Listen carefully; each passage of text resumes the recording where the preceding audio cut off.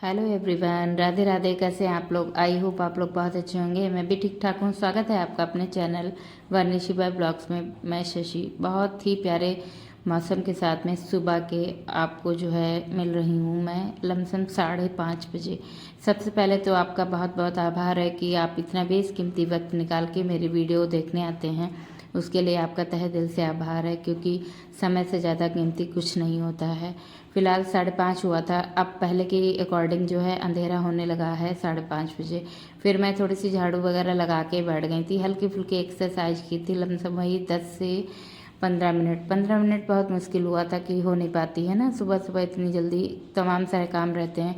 सुबह ये सोचो मिस्त्री जी के आने से पहले सारे ही काम निपट जाएं तो बेहतर होता। आज तो अंश का स्कूल भी था, तो फिर उसकी भी तैयारी कर रही थी। फिर मैं जो है देख लीजिए लमसम हो गया था इस समय 6:15 के अराउंड, तब उजाला हो गया था। उसके बाद जो है मैं आलू वगैरह धुला के ले जा रही थी रूम में। यहाँ पे अभी लाइट मैंने नहीं जलाई है, और ये मोबाइल की फ्लैश लाइट जलाई सिर्फ मैंने। उसके बाद मैं जो है सीधे गई थी नहाने। नहा के आ गई थी सीधे मैं। सब्जी मैंने पहले छौंक दी, उसके बाद अब बना रही हूँ पूड़ी। अंश शिवाय भी जग गया था। आजकल ये बीमार है ना, तो थोड़ा सा चिड़चिड़ापन इसके अंदर है। तो इतनी सारी चीज़ों के बाद ना एक और मुसीबत नहीं कि बच्चा भी बीमार हो गया, तो बहुत सारी समस्याएं हो जाती हैं। क्या ही कर सकते हैं। फिर ये पीछे पीछे लगा हुआ था कि मम्मा ही ले, किसी के पास इस समय जाएगा नहीं, क्या कर सकती हूँ। फिर लेट भी हो रहा था बच्चे के लिए। मैंने सोचा उसका ऑटो भी छूट जाएगा अगर टिफ़िन नहीं टाइम पे तैयार हुआ। बहुत सारी मुसीबतों के बाद में जो है क्या ही बता सकती हूँ। आपकी मुसीबत तो है, लेकिन इस मुसीबत के बाद एक अच्छे दिन भी यानी आ जाएंगे। फ़िलहाल इधर टिफ़िन के लिए मैंने आलू की सब्जी और जो है बना दी थी पूड़ियाँ। प्याज नहीं डाला था उसमें। मैंने सोचा चलो नाश्ता भी हो जाएगा और लड्डू गोपाल को भी भोग दे दूँगी इसी में से। तो प्याज हटा दिया था। प्याज जो काटा छीला था वो दाल में डाल दूँगी, क्योंकि आज बनने वाली है खड़े मसूर की दाल, चावल, रोटियां। ये सब दोपहर के खाने में हो जाएगा। उसके पहले जो है नाश्ता हो गया था। ये सब अंश स्कूल चला गया था। फिर मैंने दिया बाती करी, लड्डू गोपाल को ही भोग दे दिया था। उनकी पूड़ी पहले ही सेक के रख दी थी। तो यहाँ पे जो है ऐसे ही लड्डू गोपाल बैठे हैं, इनको नहला देती हूँ, दिया बाती कर देती हूँ।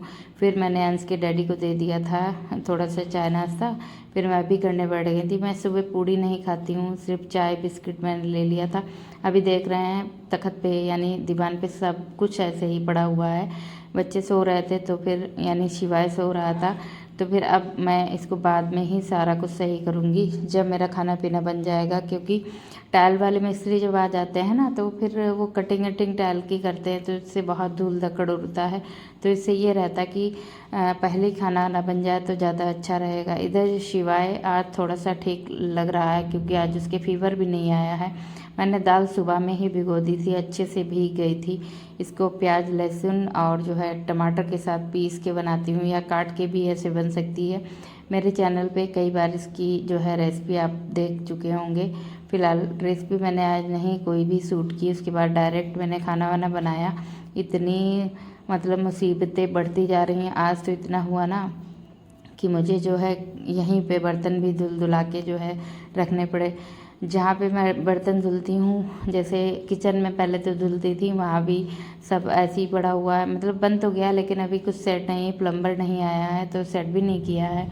अभी पेंटर आने वाला है, तो मतलब सारी चीज़ें एक साथ हो जाएं, इसके बाद मैं सामान वहाँ पे सेट करूँ तो फिर सही रहेगा। तो मतलब एक ना एक दिन नई मुसीबत तैयार हो जाती है। आज मैंने यहीं पे बैठ के टब में ऐसे करके बर्तन धुल लिए। बहुत ही कम बर्तन आज मैंने ख़राब किए। आप जैसा कि मेरे ब्लॉग में देख भी रहे होंगे कि मैं आजकल थाली प्लेट का कम यूज करती हूँ। जो डिस्पोजल वाली थालियाँ होती हैं उनको ही यूज करती हूँ, क्योंकि जब मुसीबतें होती हैं, मतलब संघर्ष होता है जीवन में, उसके अकॉर्डिंग काम करना चाहिए। आपको जैसे मैनेज कर पाओ कम चीज़ों में, उतना बेहतर होता है। तो इसलिए मैं आजकल डिस्पोजल वाली थालियों में खाना परोसती हूँ सबको, तो उसी में सब खा लेते हैं। तो ये थोड़ा सा कम हो जाता है बर्तन वाला थोड़ा सा काम। तो यहाँ पे हल्के फुल्के बर्तन थे, इनको धुल के धुला के यहीं पे रख लिया मैंने। गैस स्टोव को भी अच्छे से साफ़ कर दिया है। शिवाय पीछे पीछे घूम रहा था। यहाँ पे बर्तन रख देती हूँ जाल के ऊपर टब में भर के। तमाम सारे डिब्बे सब चीज़ें यहीं पे रखी हूँ, ढक देती हूँ इस वजह से, क्योंकि विंडो भी ओपन रहती है और उधर से धूल धक्कड़ भी आती है, तो बर्तनों को अच्छे से ढक इस वजह से देती हूँ ताकि धूल वगैरह ना इसमें पहुँचे। हर एक चीज़ को मैनेज करना पड़ता है। फ़िलहाल ये मैं काफ़ी बार महसूस कर चुकी हूँ, मतलब ये फेस कर चुकी हूँ अपनी लाइफ में, तो इतना कठिन मुझे ये काम नहीं लग रहा है। जब मतलब काम कहीं भी चलता था इस तरीके से मैंने कई बार मतलब ससुराल में के हर जगह ऐसे एडजस्ट किया है, तो मुझे ये ज़्यादा मतलब दिक्कतें नहीं लगती हैं। इन चीज़ों को एडजस्ट करना आ गया है, धीरे धीरे ही आता है, लेकिन आ जाता है जीवन में सबको। फ़िलहाल जब किसी के जीवन में कठिनाइयाँ आती हैं तो एकदम से तो नहीं आती हैं, लेकिन जब भी आती हैं तो इंसान टूटता तो नहीं है, लेकिन धीरे धीरे उनको मैनेज करना सीख जाता है। तो वही आजकल यहाँ पे फेस कर रही हूँ मैं। फिर मैंने जो है बेडशीट वगैरह जो है ऐसे झाड़ दी थी, उसके बाद कायदे से सारी चीज़ों को लगा दूँगी ताकि जो है बाद में थोड़ी सी समस्या न लगे। मतलब कितना भी छोटा हो कैसा भी हो, साफ़ सुथरा होता है, थोड़ा सा सामान सेट होता है, कायदे से लगा होता है, तो फिर अच्छा रहता है वहाँ पे बैठना। क्योंकि आजकल हम लोग इसी रूम में बैठते उठते हैं, तो फिर मतलब थोड़ा सा ये रहता है कि साफ़ सुथरा रहे तो ज़्यादा बेहतर रहेगा। फिर मैं इधर थोड़े से कपड़े वगैरह रखे हुए थे, इनको फ़ोल्ड कर दिया और अच्छे से बेडशीट वगैरह झाड़ दी है। और जो है कालीन कल जो परसों मतलब कल धुल के डाल दी थी, जो है शिवाय ने बोमेट वगैरह कर दी थी, तो फिर उसको भी धुल के डाल आई थी, तो वो भी सूख गई। इसको इधर ही साइड में लगा दूँगी, हो सकता है किसी भी टाइम पे इसको ज़रूरत पड़ जाए फिर से बिछाने के लिए। तो वे इधर जितने भी कपड़े थे फ़ोल्ड करके साइड में रखे दे रही हूँ। और थोड़े से अलमारी में भी भरे पड़े हैं ऐसे ही सब। मेरी समझ में नहीं आ रहा है, बहुत कम समय है, ऐसे मतलब कैसे सब मैनेज होगा। पूरा घर बिखरा है, ये समझ लीजिए मुझको पूरा घर फिर से वैसे ही बनाना है। ये आजकल जहाँ मैं रह रही हूँ, मान लीजिए मकान है, घर बनाना मतलब हर एक चीज़ को सेट करना पूरा ही वैसे जैसे मैं यहाँ पे रहने आई थी पहले, वैसे ही सेट करना है मुझको। समझ लीजिए इतना ज़्यादा वो हो गया है। इधर साइड में टीवी चल रही थी, शिवाय देख रहा था। मैं थोड़ा सा बालों को खींचना मतलब आजकल ना हो ही नहीं पाता है, तो फिर मैंने थोड़े से बाल खींच के बाहर से आ गई थी। उसके बाद यहाँ पे थोड़ी सी पोनी मतलब बना ली चोटी वोटी। उसके बाद शिवाय को भी मैं नहला लाई थी, फिर इसको भी बैठाल के थोड़ा सा चोटी वगैरह इसकी कर दी है। इसको भी देखना पड़ता है, घर के तमाम सारे काम होते हैं उनको भी देखना पड़ता है, बहुत सारी समस्याएं होती हैं। ऐसे जो मैनेज करते होंगे उनकी लाइफ इस समय समझ लीजिए मैं जी रही हूँ। जिनके पास मतलब बहुत कम होता होगा वो कैसे अपनी लाइफ को एडजस्ट करते होंगे। तो वही जैसे मैं एडजस्ट कर रही हूँ ऐसे ही शायद वो लोग एडजस्ट कर रहे होंगे अपने जीवन में। धीरे धीरे ना एक नई मुसीबत बढ़ती जा रही है और समझ में नहीं आ रहा कैसे मैं ये सब कर पाऊँगी। समय भी बहुत कम है और जो है सारा ही कुछ बिखरा हुआ पड़ा हुआ है। देखिए कैसे क्या होता है, पता नहीं ये सब कितने दिन बाद कंप्लीट होगा, तब जाके मैं घर फिर से वैसे ही सजा पाऊँगी जैसे मैं पहले अपने घर पे रहती थी।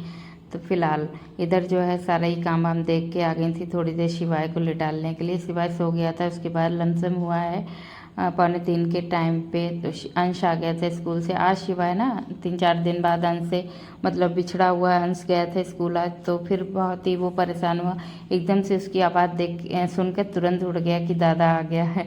तो इधर जो है देखते ही देखते बारिश भी बहुत अच्छी वाली आ गई थी, लेकिन आज हम लोग इंजॉय नहीं कर पाए क्योंकि इधर सब काम धाम हो रहा था ना, इसी वजह से। फ़िलहाल आज का वीडियो यही रहा आपके साथ में। मिलूंगी आपसे अगले ब्लॉग में एक नई दिनचर्या के साथ में। अपना ध्यान रखिएगा, अपनों का ध्यान रखिएगा। वीडियो अच्छा लगा हो तो लाइक ज़रूर करिएगा, चैनल पे हाइप भी ज़रूर करिएगा, बस यही रिक्वेस्ट है। Thanks for